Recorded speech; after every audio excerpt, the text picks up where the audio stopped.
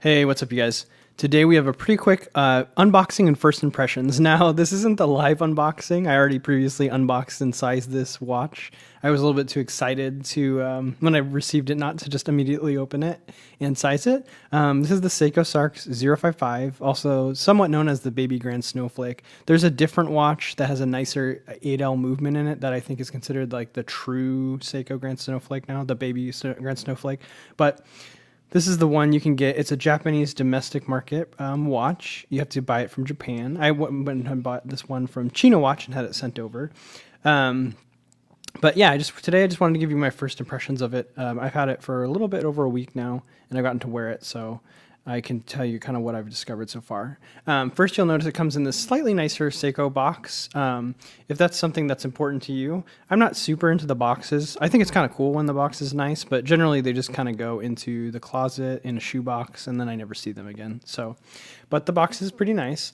You open it up here, you have this kind of felt material on the inside, and it's quite nice. So this is kind of the fun part of getting the watch from Japan. I'll put it aside for a second. You get these tags, and you can see the price in yen there, which is kind of cool. And then it has all the Japanese writing. And then this watch is 100%, well, not 100%. It's a titanium watch. So this says Comfotex titanium. I don't know if this is referring to the fact that it's made of titanium, or I know there is a Diashield coating on the watch to try to prevent the titanium from scratching, because titanium can scratch pretty easily, apparently. This is my first titanium watch. And then you can see I took 4 of the full links out, and I have 6 3/4 inch wrists. So it can go up to probably like an 8-inch wrist, no problem. So let's get into the watch proper. All right, so right off the back, a quick disclaimer. There's many ways that this watch cannot be captured in pictures and video, but the one thing that does really shine when you have really bright light on the dial of the watch, the dial looks incredible. It has that snowflake-like pattern. To me, it looks like ice, kind of like frozen ice. But if you get in real close, it actually kind of looks like paper. And I've heard it described as like Japanese rice paper. So it's a very cool dial, but it won't look this dynamic unless you're in really good light. So when I first got this watch, in certain ways I was blown away by some of the quality. But the dial wasn't actually one of them right away. Only as you kind of wear it and it catches the light, you start to appreciate the dial. But don't be surprised if you do get this watch, when you pull it out of the box, the dial doesn't immediately blow you away.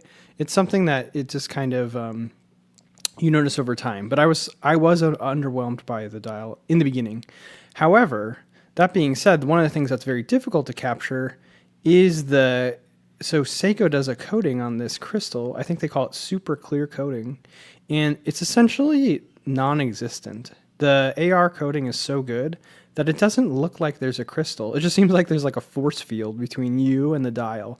And I think that's probably one of the nicest parts about this watch, and I think it was required to kind of show off that dial. It really makes me sad now. I've never experienced such a good coating of anti-reflective.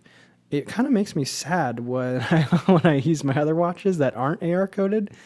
Now I wish they all had an AR coating this good, because I think it just makes the watch that much cooler. So real quick, this one is a little bit bigger. I have a SARB033 that I do want to compare this to. That's a watch that this is compared to a lot to try to decide if it's worth the money. But really quick on the dimensions, this one's a bit bigger. It's about 40.5 millimeters in case. I do wish it was a 39. If I could change a couple things about this watch, one would be to make it a 39 millimeter.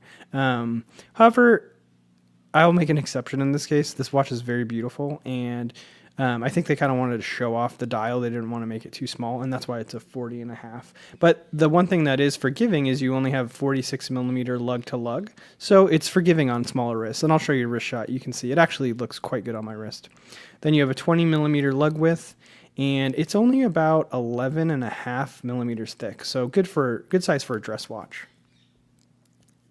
Right away you have these. You obviously are blown away by the dial, but the thing that took me some time to appreciate was the indices and the hands.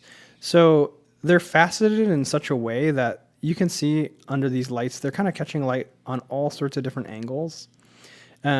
Each one is faceted like to a left side and to the right side, and then there's a piece that's at the end kind of going down, and they're razor sharp. The faceting is razor sharp, and because it's so sharp, it really does really cool things with the light in all sorts of lighting conditions. And then that is also true of these dolphin kind of style sword hands. I'll see if I can catch the light on them correctly, but it's kind of something you just notice kind of throughout the day. But the edges on them are razor sharp. So when you catch light, one side of the hands, you can kind of see it there, will be totally shadow, and one side is totally light, and it can switch pretty quickly as the light catches.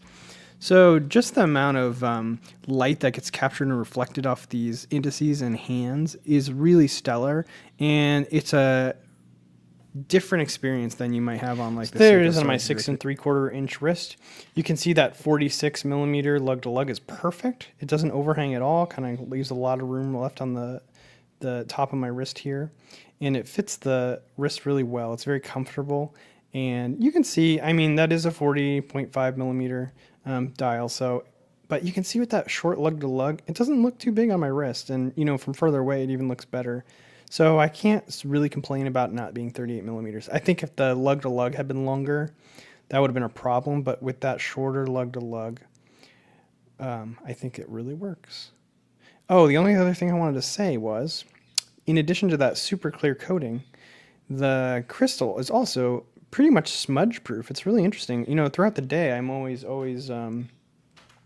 wiping my watch down with like a cloth or the, you know, the edge of my shirt or whatever, just because I don't like if there's smudges.